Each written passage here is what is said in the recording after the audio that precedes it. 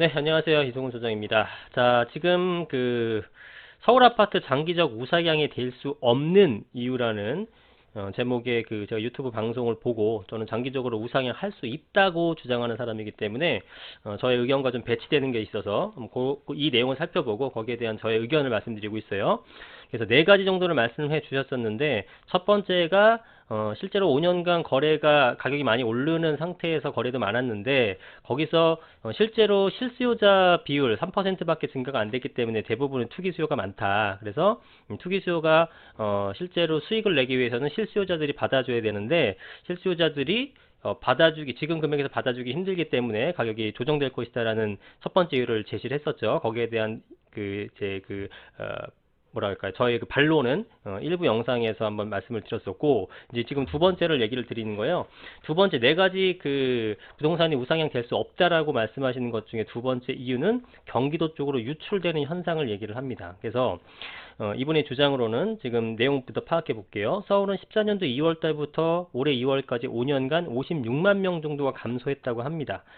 경기도의 이동 인구수는 한 58만 명 정도가 되고요. 그러니까 서울의 인구가 대부분은 경기도로 인구를 이동을 했다는 얘기겠죠. 그래서 하남이나 남양주나 김포 쪽으로 많이 이동했는데 여기는 2기 신도시가 있는 곳이기 때문에 실제로 이쪽으로 많이 이동을 했겠죠. 그리고 작년 같은 경우에 18년도 같은 경우에 30대가 4만 명 정도 이동했다고 합니다. 그래서 이 30대를 보통 이제 실거주 인구라고 표현들을 하시는데 이런 실거주 인구가 점점 줄어들고 있기 때문이다.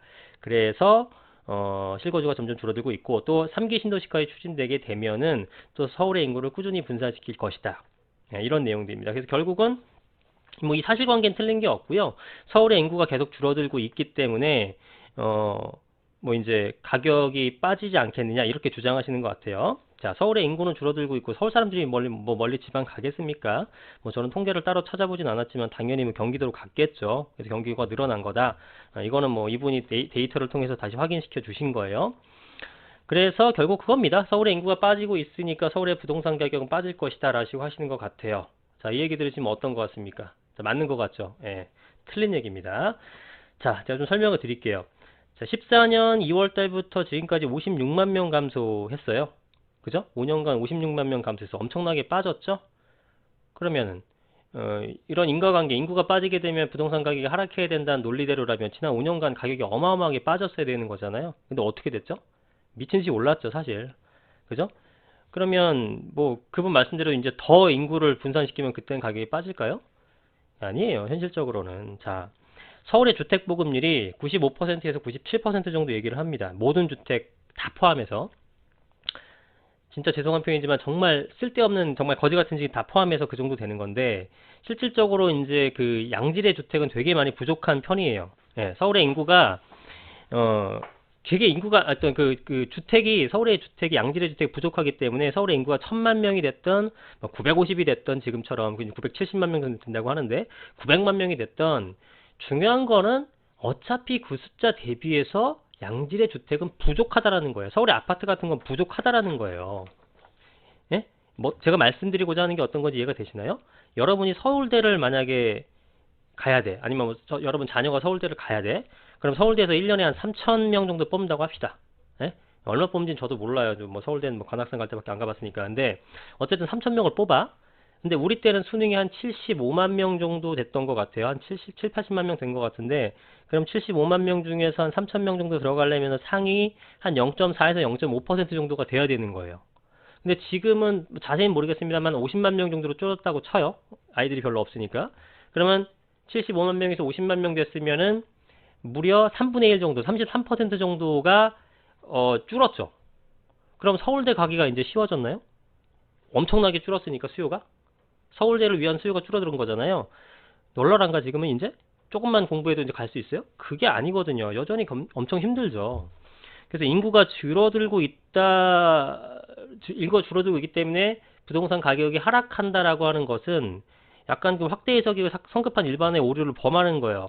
이게 어떤 논리의 흐름을 전개시킬 때는 이론은 맞는 것 같고 되게 그럴싸한 논리 전개가 되는데 조금만 생각해보면 그게 아니에요. 근데 자꾸 속죠, 여러분들이. 근데 이해는 해요. 얼핏 들으면 그런 것 같거든. 근데 그게 아니라는 거지. 그러니까 서울대에서 3,000명을 뽑는데 75만 명이든 50만 명이든 뭐 엄청나게 서울대를 들어가고 싶은 수요는 넘쳐나는 거예요. 3,000명밖에 뽑질 않으니까. 그럼 어차피 최상위 3,000명 안에 들라 그러면은 그만큼의 공부를 해야 되는 거예요. 네? 그러니까 어떻게 표현하면 좋을까? 예를 들어 서울대를 가기 위해서 어떤 학생이 있는데 이 친구가 공부를 하나도 안 했어요. 공부를 하나도 안 하는데 어느 날부터 1시간을 공부를 해요. 네? 그러면은 이 친구가 공부를 하나도 안 하다가 이제 1시간씩 공부하니까 서울대를 갈 수 있는 확률이 높아졌다. 이거 말이 돼요, 안 돼요? 이거 말이 되는 거예요. 왜? 공부를 전혀 안 한 학생보다 1시간이라도 하는 학생이 서울대를 갈 수 있는 확률은 더 많아진 게 사실이거든요. 근데 현실은 어때요? 1시간 공부해서 서울대를 갈 수 있냐? 절대 못 갑니다. 한 15시간은 공부해야겠죠? 그렇기 때문에 논리전개상으로는 맞지만 현실에서는 안 맞는 그런 내용들이에요. 이런 게 인구 같은 것들이. 그래서 서울대 아파트도 같은 맥락입니다.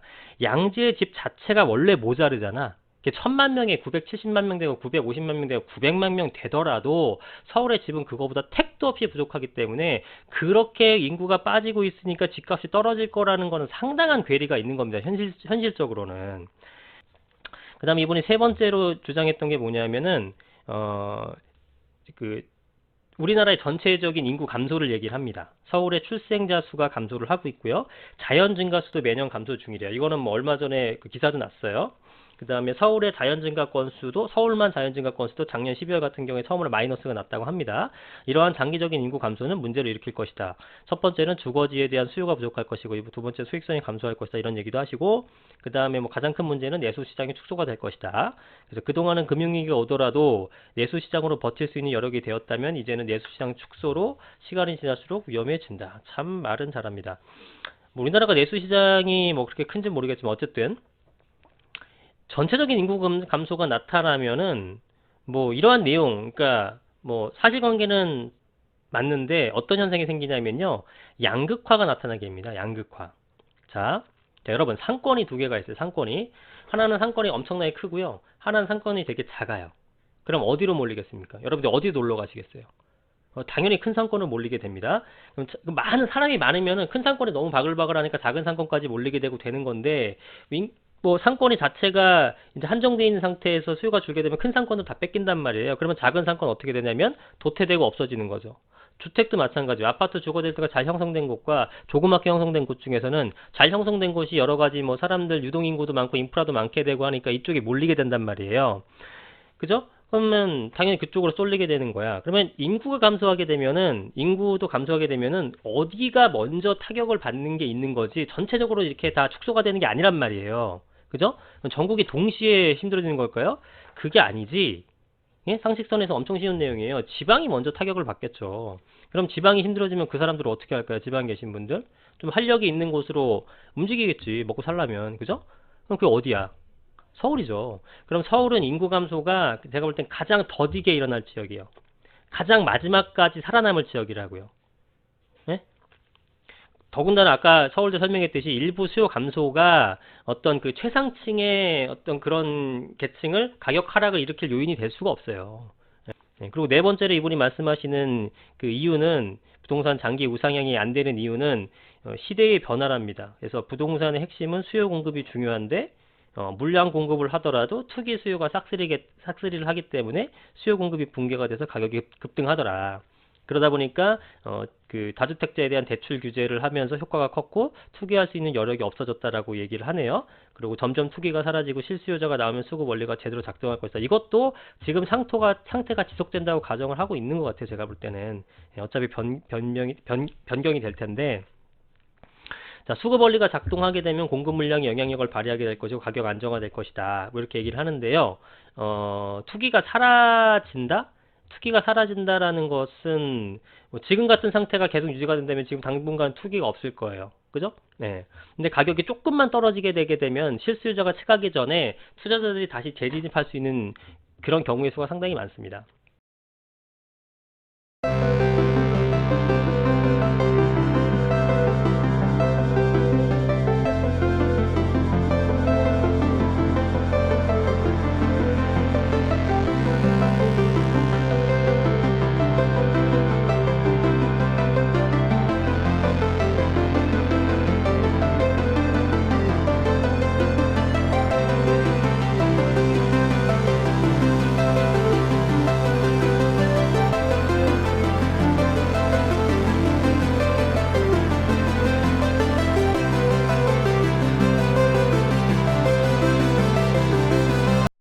뭐 지금 물량 공급을 하더라도 투기 수요가 싹스자기 때문에 수요 공급이 붕괴되고 가격이 급등을 했는데 뭐 이제 투기할 수 있는 여력이 좀 힘들어졌기 때문에 가격이 조정될 것이라고 하는데요. 지금 상태에서는 투기할 수 있는 여력이 사라진 거지만 이 상태가 지속되게 되면요. 이렇게 안 놔둡니다. 절대로.